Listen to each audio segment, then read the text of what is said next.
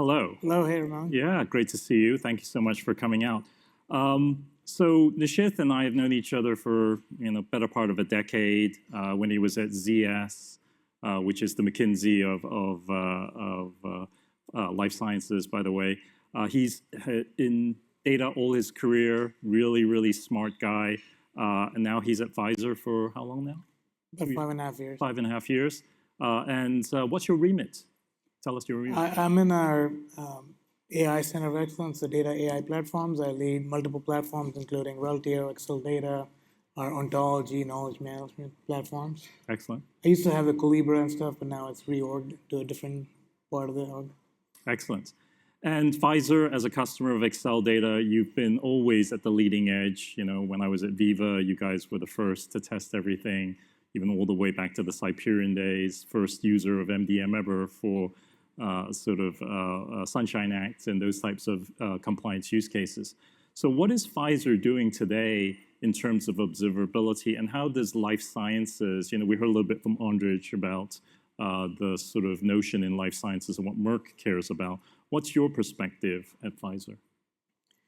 I think right now, traditionally, like we had, data quality as more of a system-specific thing, system owner, business owner, maybe data steward would care about it.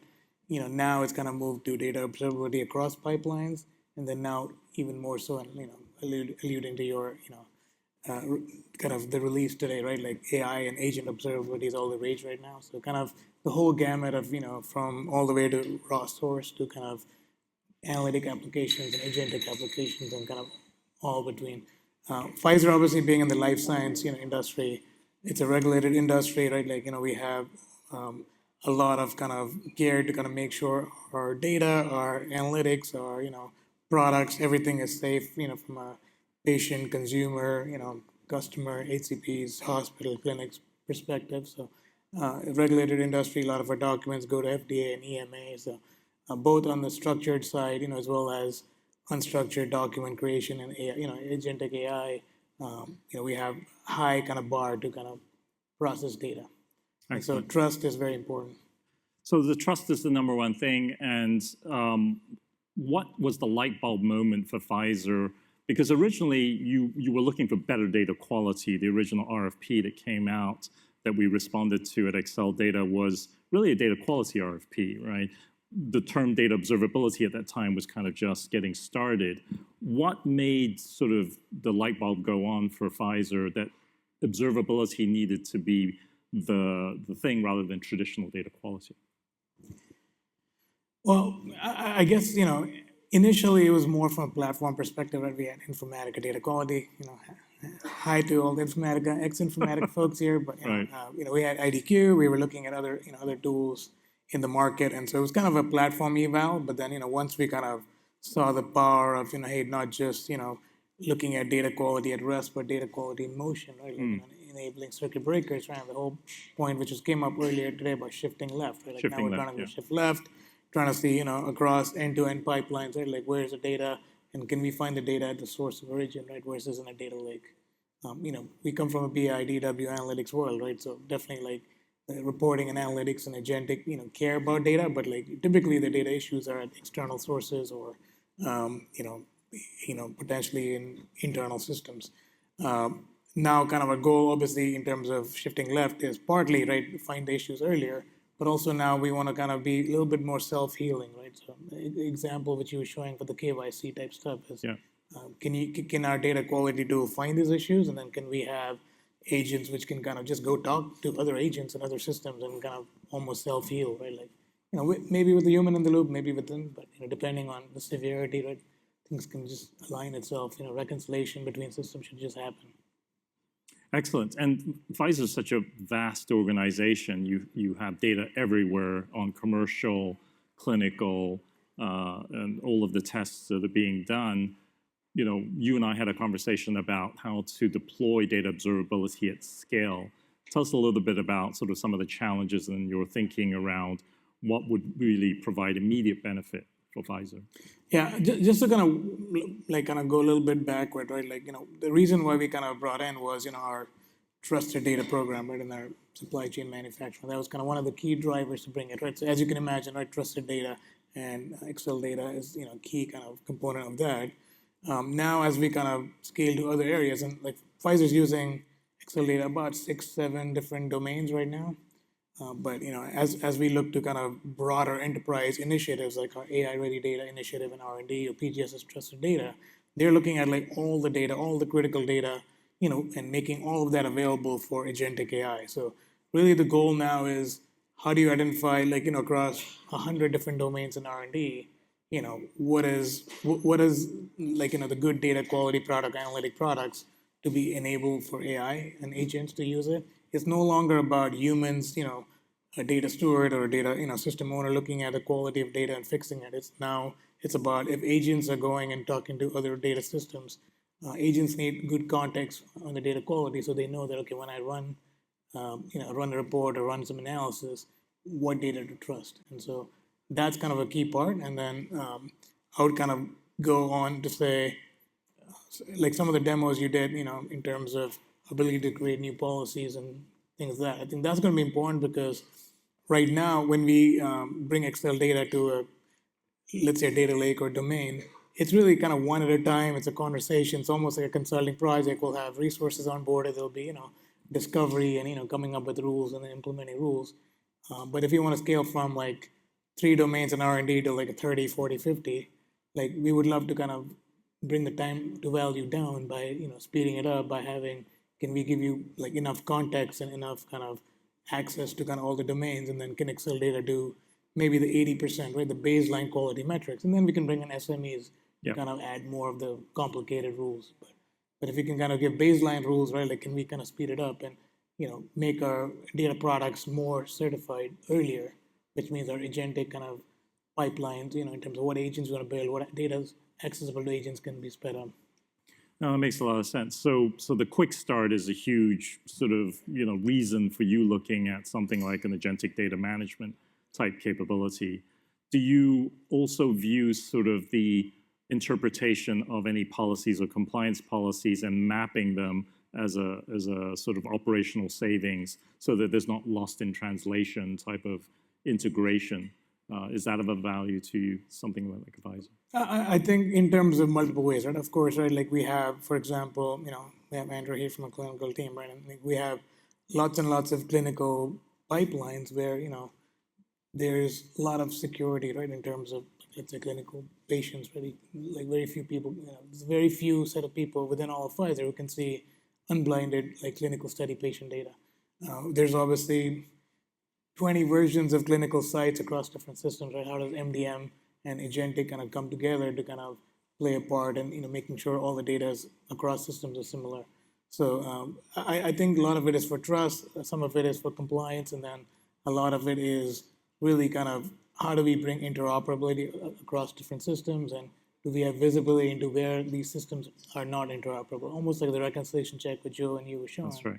How do we kind of look across, and how do agents kind of just figure out where the gaps are, and then alert us, and then potentially even figure out how to fix the gaps on its own.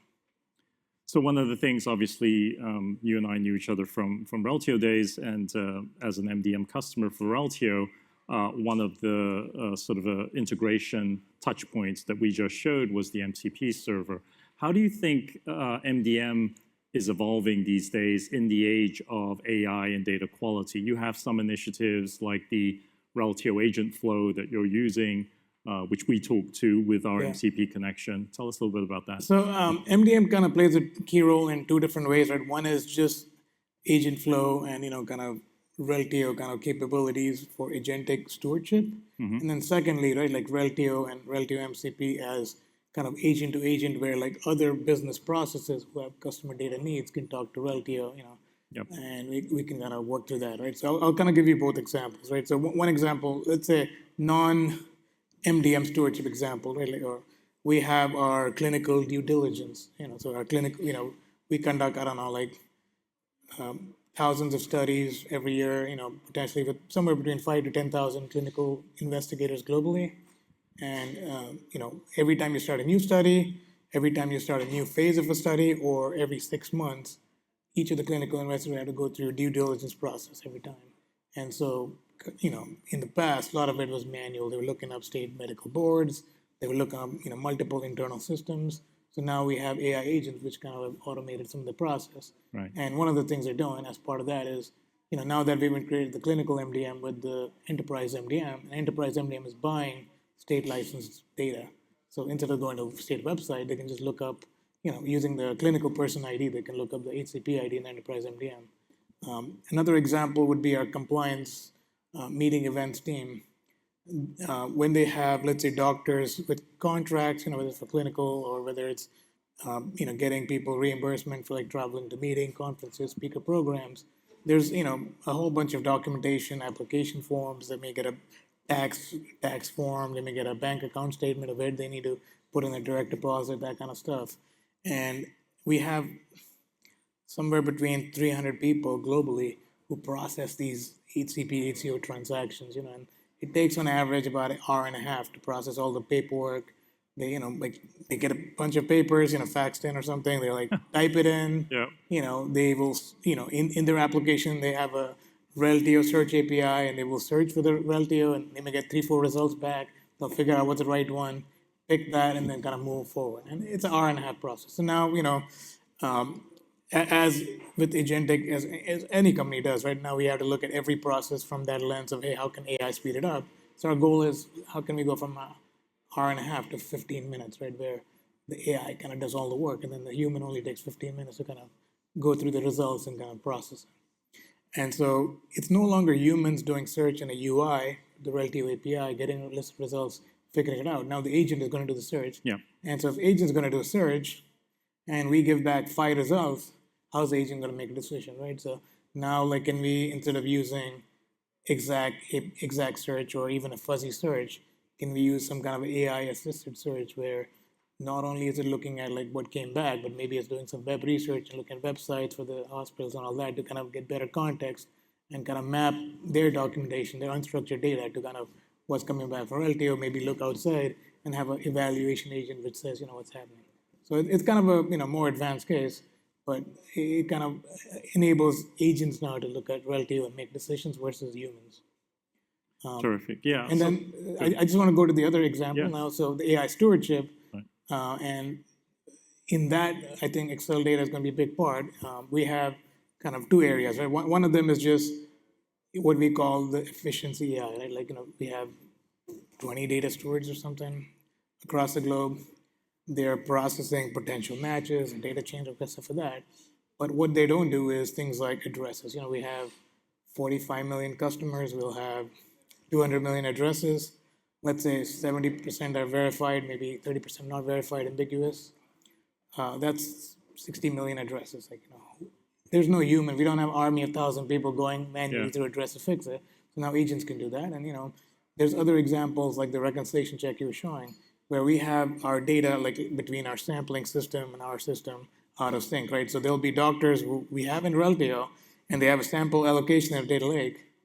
But when the doctor goes to the website and says, hey, I want to order a sample, he'll say, no, not applicable, because the sample allocation table may have a certain MDM ID, and then we may have a different MDM ID mapped to that doctor. So the things like that, when things go out of sync over time, we can use agents, so if we can bring Acceldata and say, hey, not only looking at data quality within MDM, but across systems and reconciliation and saying where things are out of sync, and can we kind of self-correct that, or can we even at least shoot it off to the data store to kind of look at it. Exactly. So that's kind of where we see a lot of opportunities between Acceldata, ADM, talking to Agent Flow MCP. On the clinical side, I think that's probably the first use case. We have so many different systems. We don't have data quality on the clinical MDM side, so let's use Acceldata and ADM to kind of start off with, data quality reporting, right? And kind of the talk to your data, which the notebooks enable.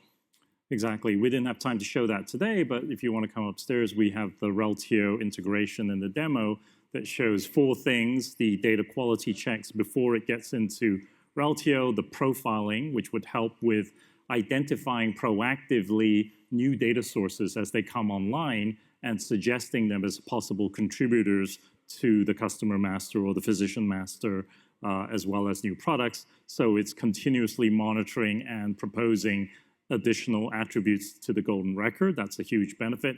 And then the sort of accelerated stewarding, shifting left, right? Improving the efficiency of the data stewards. And then the final thing, which I love what Joe showed in the demo, the million-dollar question, is the data making its way back into your systems from the system of record? It's always been a mystery, right? Even when I worked at Reltio, customers would say, well, can you help me with that? And now you can do it. Yeah, Andrew, imagine we can show this to our That's clinical right. team. So, excellent. So let's talk a little bit about sort of Pfizer's thoughts around AI, but beyond agentic data management. Obviously, as a progressive company, innovative company, you're using AI. You've spoken a lot about sort of the, as descriptions that Phoenix was talking about, consistency in the metadata, the context, but you're also very passionate about the ontologies, right? Particularly in pharma. Tell us about that. Sure. So kind of bottom line, right? I think we have an industry where there's a lot of unstructured data as well, right? Like structured data, I think we come from the, Snowflake, Databricks, kind of structured, typical DWBI analytics world. But, now more and more, right, as we get into R&D and now with Gen AI kind of enabling things, there's a lot more use cases for unstructured data. And a couple of areas which I'm working on is one is knowledge mining of existing unstructured, semi-structured data, and the other one is document generation. So think about it as for a pharma company to have a drug launch in the US and then EMA and other countries, typically it takes somewhere between 7 to 10 years, $2 billion, and about 10,000 documents to be submitted to regulatory bodies.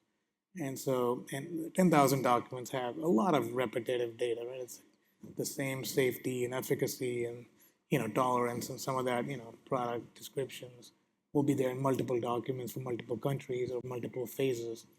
And so traditionally, a lot of it has been, humans doing it or, word macros and stuff like that. So now we're using Gen AI to start drafting that. And, that's kind of where right now we have to use agents to evaluate other agents. There's a drafting agent, evaluation agent. But what we don't have right now is a unstructured data observability, data quality tool, right? And I was talking to so many product managers about, hey, this might be the next frontier to kind of work with. Yeah, absolutely. Absolutely. And we have a product advisory board tomorrow, so we can discuss it in a huge amount of detail. So what is the future? I just want to add a little bit more, because since you brought up the metadata and ontology, the metadata. That also kind of is a big kind of factor. So on the other use case, the knowledge mining use case, which we had, our knowledge mining is really kind of looking at kind of all the data across different systems, or different articles, researcher notes, stuff like that. And then, coming up with analysis based on, maybe it could be like, hey, show me all the clinical studies where something happened. Or it could be, hey, like what happens when, this gene interacts with this protein or something like that. So when we have data in multiple structured and unstructured databases, in articles, we buy something like 15 million scientific articles. And so when we run our named entity recognition, right, and mapping our ontologies and reference data and synonyms to those, we're creating metadata annotation on these documents. And then that is kind of fed into RAG, knowledge graph RAG. And then, our chatbots will use kind of graph RAG to kind of, work against that. And we have found that, by applying ontologies and, kind of reference metadata and synonyms to our unstructured data, we have about a 25% lift in terms of accuracy of the results. The precision's up by 25%. Our LLM costs are going down by 25% because traditionally we were just using vector, and the vectors, you had to process all these documents through LLM, so the cost is pretty high. We still have to process them, but now, the metadata helps with kind of accuracy, and then kind of just the speed to kind of get good answers faster. So makes sense. That's a big deal. But kind of when I'd say about 15, like we have 20, 30, 40 different sources of knowledge mining, but just scientific literature is just 15 million documents, just that. So right now we don't have a way to kind of say, okay, I ran this against our ontologies and, we have all this data generated. There's no way I can have a team of 2,000 people looking through 15 million documents and say, okay, what metadata was missed? Or what metadata did you tag which is incorrect? Right? So we don't have any way of looking at metadata annotations and quality of that for unstructured data. So that would be another use case where, if we want to improve or be iterative and say, hey, next time when we run this metadata, right, we want to get these additional ontologies, or there's all these terms in the document which we never tagged because we don't have a mapping ontology. So how do you kind of come up with that? That would be a good use case for unstructured data quality observability. Terrific. So that's definitely on the wish list. So we should definitely talk about that.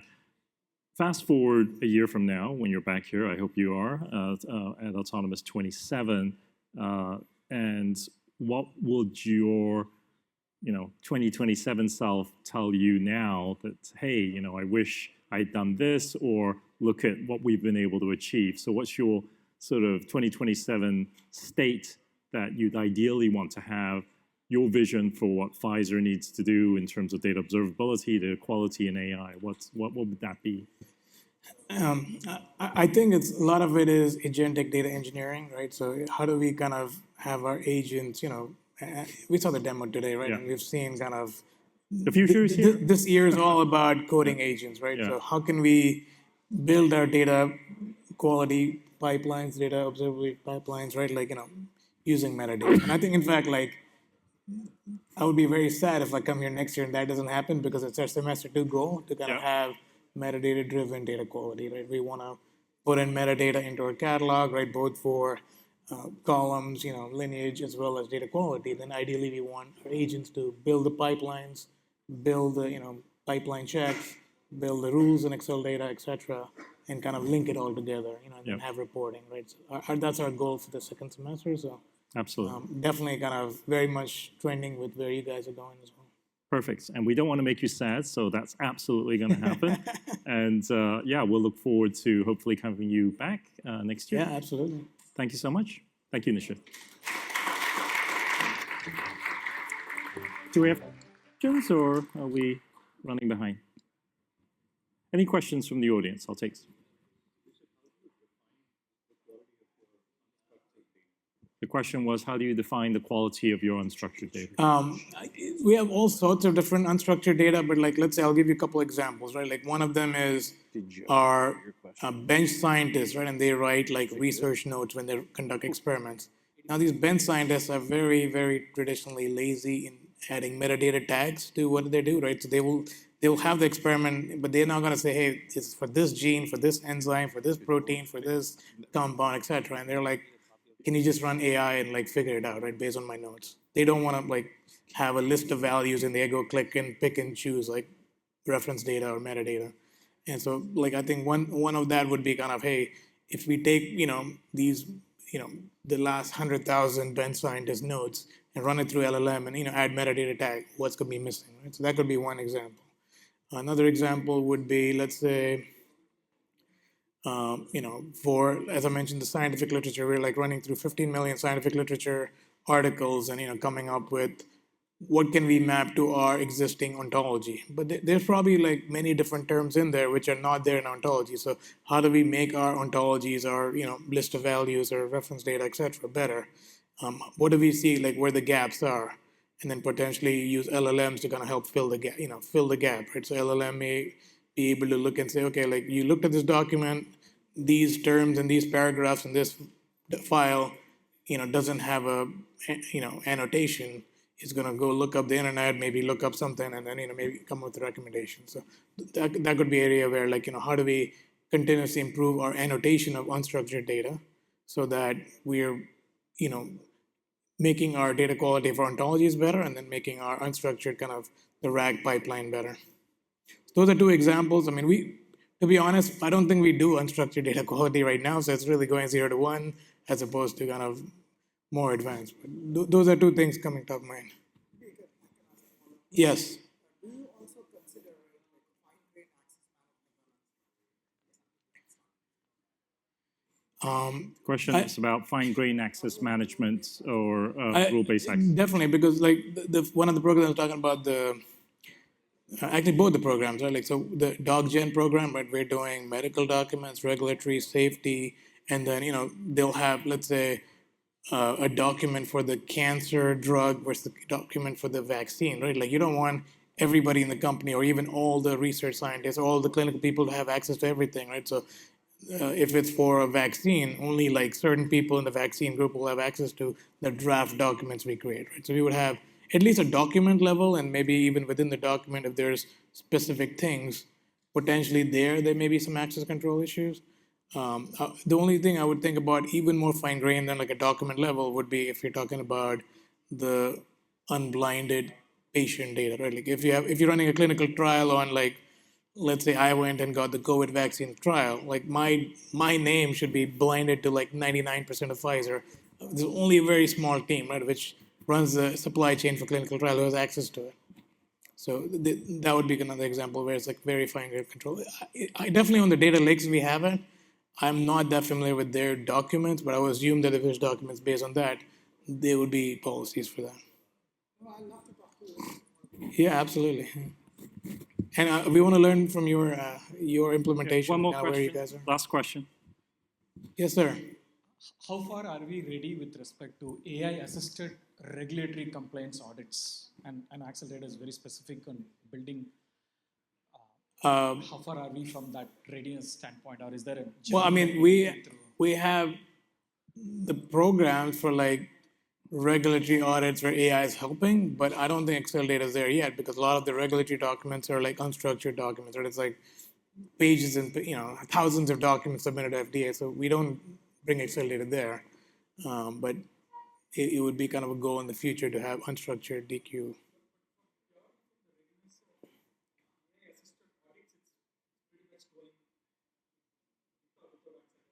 Yeah. I'll be honest, right? I just new to the R&D domain. I come from sales and marketing world, and now in R&D is really more on the clinical side.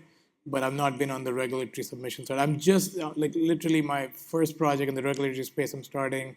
The kickoff was 2 weeks ago, where it's about labeling and artwork, right? So how do we kind of product labels and artwork for like package designs, and how do you make sure Gen AI can create labels in 100 different languages, throughout the world, and with good quality. So I'm kind of focused on a little bit of that, but the actual audit, that's not my world. Sorry. Well, thank you, Nishith.